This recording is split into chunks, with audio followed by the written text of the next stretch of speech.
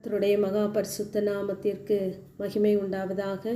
3ஆம் சங்கீதம் 3ஆம் வசனம். கர்த்தாவே, நீர் என் கேடகமும் என் மகிமையும் என் தலையை உயர்த்துகிறவருமாயிருக்கிறீர் என்று தாவீது தன் குமாரனுக்கு பயந்து தப்பி ஓடி போகும்போது இந்த வார்த்தையை பாடலாக சொல்லுவதை நாம் கவனிக்கிறோம். அவர் தப்பி ஓடி போகும் பொழுது பயம் சூழ்ந்து கொண்டு இருக்கும், வெட்கம் சூழ்ந்திருக்கும். நமக்கு உதவிக்கு யாருமே இல்லையே, நம்மை பாதுகாப்பதற்கு, நமக்கு கேடகமாய் இருப்பதற்கு யாரும் இல்லை.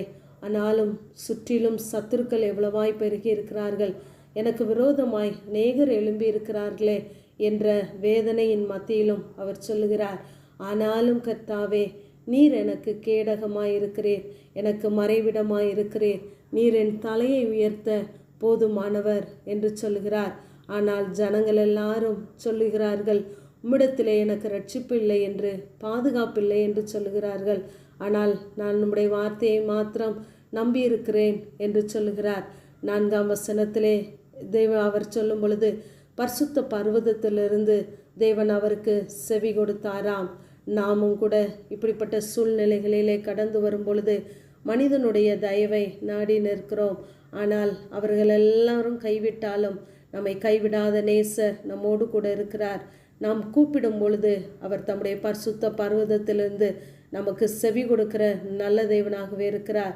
அதே போல் உங்களுடைய வாழ்க்கையிலே உங்களுக்கு விரோதமாய் ஜனங்கள் உங்கள் நிலைமைகளை பார்த்து இனி அவ்வளவுதான், இவன் இனி எழுந்திருக்க போவதில்லை என்று உங்களுடைய வாழ்க்கையை முடிவை அவர்களை தீர்மானித்து கொள்ளுகிறார்கள்.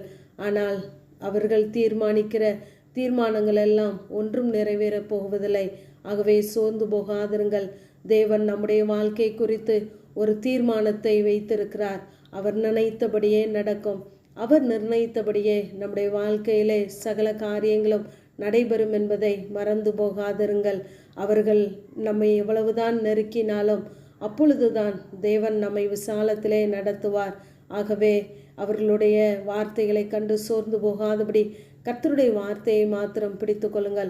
அவர் உங்களுக்கு எல்லா சூழ்நிலைகளிலும் கேடகமாய், மகிமையாய், உங்கள் தலையை உயர்த்துகிறவருமாய் கூட இருக்கிறவராகவே இருக்கிறார். ஆகவே தான் தேவன் சொல்லுகிறார், இனிதான் உன்னுடைய வாழ்க்கையிலே செழிப்பு ஆரம்பிக்க போகிறது என்று சொல்லுகிறார். மனுஷனுடைய வார்த்தைகள் நம்முடைய வாழ்க்கையிலே மேலே எழும்பும் பொழுது கர்த்தர் நம்முடைய வாழ்க்கையை இன்னும் தலை நிமிர பண்ண அவர் போதுமானவர். இது சங்கீதம் 66:12 மனுஷரை எங்கள் தலையின் மேலே ஏறி போக பண்ணினீர், தீயையும் தண்ணீரையும் கடந்து வந்தோம், செழிப்பான இடங்களிலே எங்களை கொண்டு வந்து விட்டீர் என்று வாசிக்கிறோம்.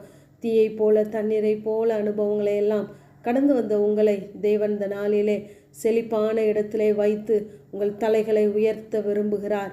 சில நேரங்களிலே மனுஷரை நம்ம தலையின் மேல் ஏறி போகும் அளவிற்கு பல சோதனைகளை, வேதனைகளை தேவன் ஏன் அனுமதிக்கிறார் என்றால், அவர்கள் நம்முடைய தலைகளை, தேவன் நம் தலையை உயர்த்துவதை அவர்கள் பார்ப்பதற்காக அவர்களை ஆயத்தப்படுத்துகிறாராம். அவர்களுக்கு முன்பதாக நமக்கு ஒரு பந்தியை ஆயத்தப்படுத்தி நம்முடைய தலையை அவர் எண்ணெயால் அபிஷேகம் பண்ண விரும்புகிறார். நம்முடைய பாத்திரத்தை, நம்முடைய வாழ்க்கையை, வெறுமையான நம்முடைய சூழ்நிலைகளை அவருடைய பிரசன்னத்தினாலே நிரம்பி வழிய செய்ய அவர் போதுமானவர். அப்படி செய்கிறதை நம்மை சுற்றி இருக்கிற ஜனங்கள் பார்த்து கர்த்தரை நம்பும்படியாய் ஒரு பாக்கியத்தை நம்முடைய வாழ்க்கையிலே தேவன் வைத்திருக்கிறார். ஆகவே தேவன் செய்கிற காரியங்களை உணர்ந்து தேவனுடைய வார்த்தையை பிடித்து கொள்ளுங்கள். யோசேப்புடைய வாழ்க்கையிலே அவனுடைய தலையை உயர்த்தின தேவன் யுத்த நாளிலே நம்முடைய தலையை மூடி நம்மை உயர்த்தின கர்த்தர் நம்மோடு கூட இருக்கிறார். அவர் உங்களுக்கு கேடகமாய், மகிமையாய் இருப்பாராக. ஆமேன். ஜெபம். பிதாவாகிய தேவனே, குமாரனாகிய இயேசு கிறிஸ்துவின் நாமத்தின் மூலமாய் உடைய சன்னிதானத்திலே வருகிறேன்.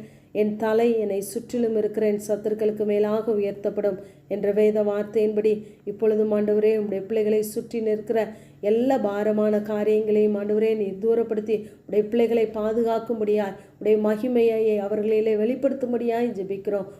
ஆண்டவரே, எந்தெந்த இடங்களிலே வெட்கப்பட்டார்களோ அந்தந்த இடங்களிலே பிள்ளைகளுடைய தலைகளை உயர்த்தி உடைய அபிஷேகத்தினாலே ஆண்டவரே, உடைய ஆசீர்வாதத்தினாலே உடைய பிள்ளைகளை கர்த்தர் நிரப்புவீராக. உடைய கரம் தாங்கட்டும். இயேசுவின் முழு ஜெபங்களிலும் எங்கள் ஜீவனுள்ள நல்ல பிதாவே. ஆமேன். ஆமேன்.